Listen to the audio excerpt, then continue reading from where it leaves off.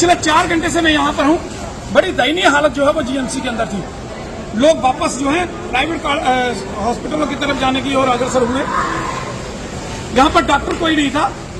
यहाँ पर जो सीएम है उन्होंने फोन करके जो है डॉक्टरों का, कंसल्टेंट डॉक्टरों का जो है अरेंजमेंट किया कि जो हेल्थ मिनिस्टर है सकीना इट्टू जी, जो कश्मीर से हैं, शायद वो गहरी नींद में सोई हुई हैं, एसी कमरे में अपने में सोई हुई हैं।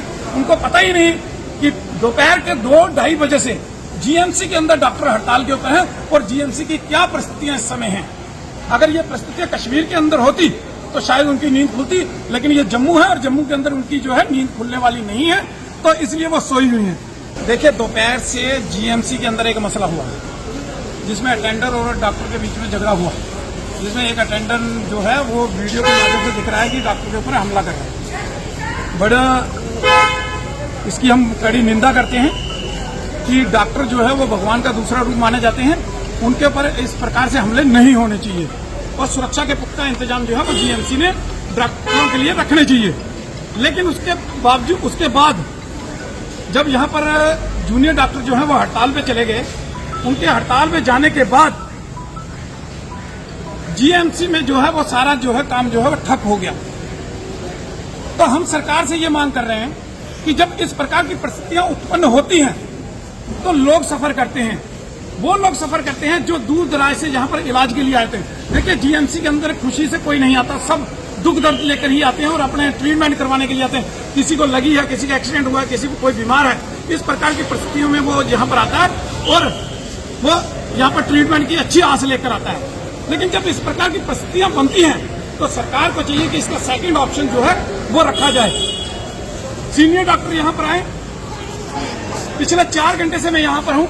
बड़ी दयनीय हालत जो है वो जीएमसी के अंदर थी।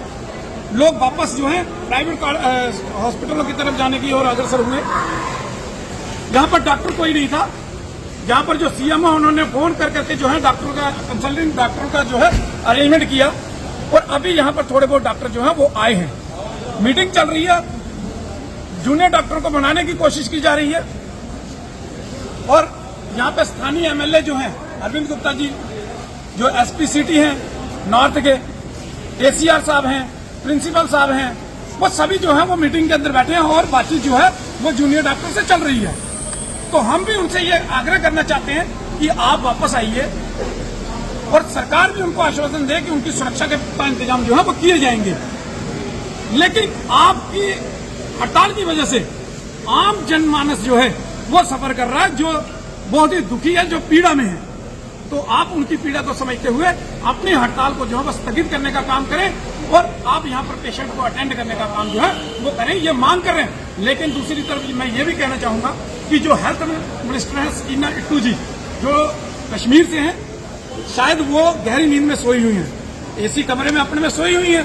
उनको पता ही नहीं कि दोपहर के 2-2:30 बजे से जीएमसी के अंदर डॉक्टर हड़ताल के ऊपर हैं और जीएमसी की क्या परिस्थितियां इस समय हैं।